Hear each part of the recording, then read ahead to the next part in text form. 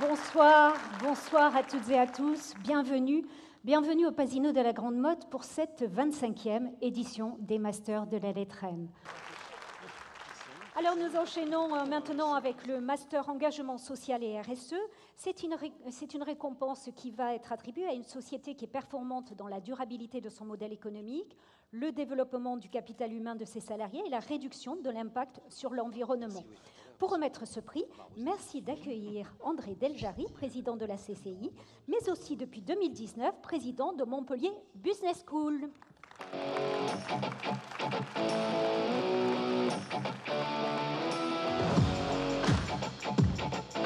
Bonsoir.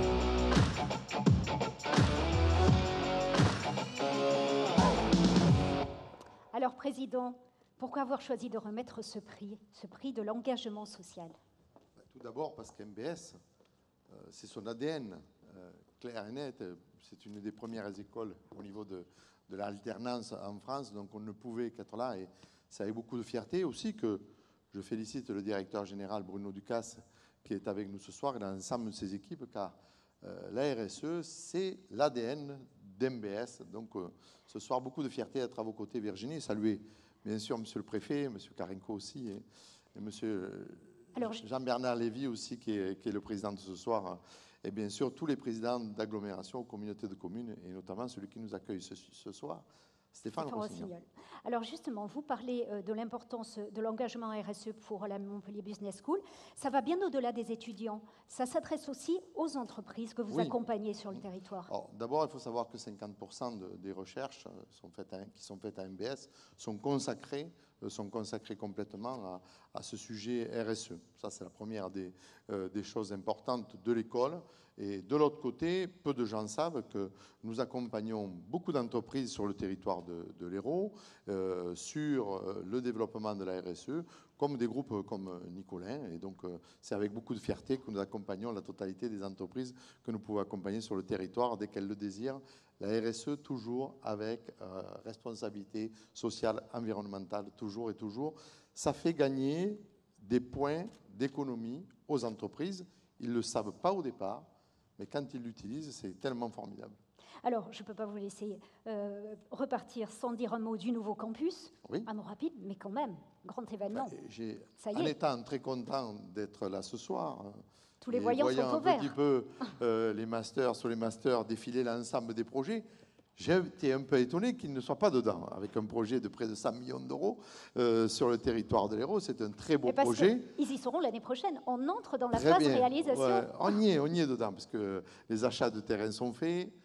Aujourd'hui, le choix de la MO est fait avec l'ARAC, la région, et avec l'autre côté la SERM, avec la ville, donc que je salue aussi, la ville et la métropole de Montpellier. Donc aujourd'hui, on est dans la phase où on va tout attaquer. L'architecte Fontes Tour Sanchis ont été choisis. Donc tout ça a été fait.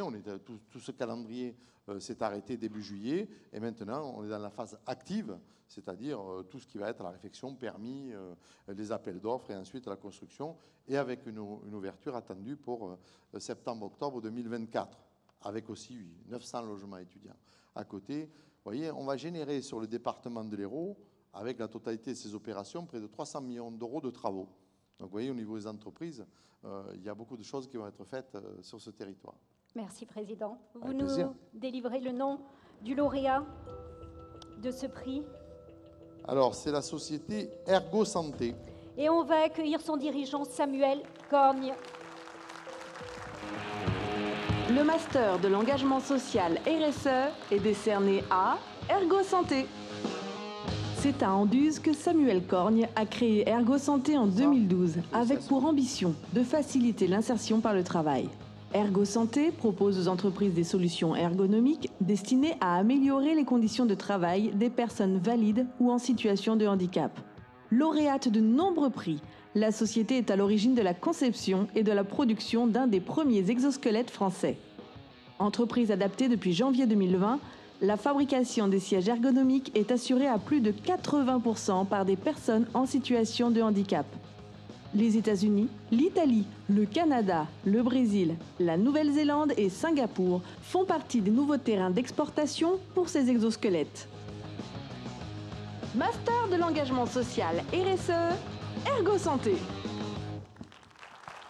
Bonsoir et félicitations. Bonsoir.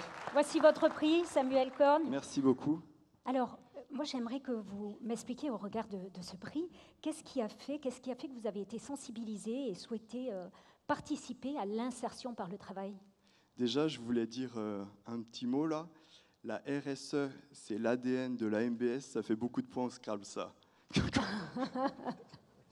Voilà. Ça m'a fait rigoler d'entendre ça tout à l'heure. Donc, ouais, Beaucoup pour être d'ironie. plus sérieux, alors chez Ergo Santé, effectivement, ce qui est devenu la RSE maintenant, c'est clairement ce pourquoi j'ai créé l'entreprise. C'est-à-dire, je voulais créer un espace où des personnes un petit peu oubliées de la société civile pouvaient y trouver un espèce de cocon pour s'épanouir professionnellement. L'entreprise, effectivement, s'est développée sur des sujets d'innovation, etc. Mais ce que je retiens, c'est qu'on a su garder notre idée initiale, qui est donc de créer une entreprise adaptée avec des personnes en situation de handicap et qui font résonner notre marque plus loin que les frontières de la France. Au niveau de la RSE aussi, il y a une orientation que l'on a prise depuis quelques mois qui est très intéressante, c'est le recyclage. En effet, on fabrique beaucoup de sièges, donc de bureaux ergonomiques, et en fait, il y avait très peu de filières de recyclage, et c'est la raison pour laquelle, donc, du coup, on a créé une marque qui s'appelle EcoSiège, qui récupère gratuitement en France des centaines et des centaines de sièges, je dirais presque tous les jours, enfin en tout cas toutes les semaines, et qui les recommercialise, donc soit à nos clients, soit sur le site EcoSiège que vous invite à visiter. Et je trouve ça chouette parce qu'on recrée une deuxième vie à des produits qui avaient on va dire, une destinée un peu moins noble, c'est-à-dire la déchette. Alors, un mot sur votre développement. On a vu un développement fort à l'international. Quels sont les projets? Alors, si vous voulez, je dirais qu'on n'a pas vraiment de stratégie. Ça peut peut-être vous choquer, si ce n'est que de toujours être en accord avec nos valeurs. Donc, si vous voulez, pour l'international, c'est clairement le sujet des exosquelettes qui nous pousse. Et la particularité, c'est qu'on arrive à les développer au fin fond des Cévennes, donc en attirant, je dirais, des talents. Et ces talents, on ne les attire pas par, on va dire, la facilité des transports en commun, etc. Non, ce n'est pas pour ça qu'ils viennent dans les Cévennes. C'est tout simplement, je pense, pour les valeurs que l'on porte, des valeurs d'altruisme et de l'humain avant tout. Merci beaucoup, Avec Samuel plaisir. Korn. Par contre, c'est très beau, les Cévennes. Hein, donc, Oui. quand même, il y a la beauté des Cévennes. Merci à tous les deux. Je vous laisse passer par la photo. Merci, Président.